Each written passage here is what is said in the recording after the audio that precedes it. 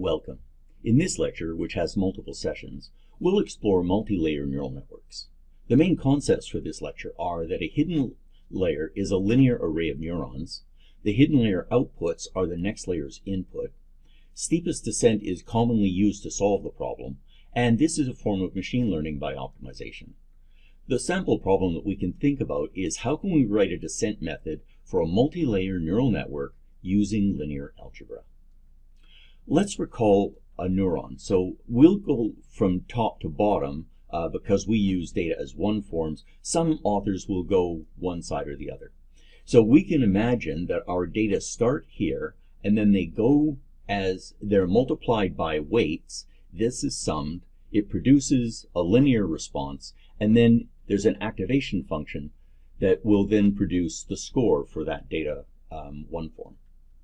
The structure for a single vector that we're going to use is a layer is a leading subscript. So here we'll call this layer 1. That's by convention, and by convention layer 1 doesn't actually do any computation. It just basically passes the data through and optionally appends a 1 to it.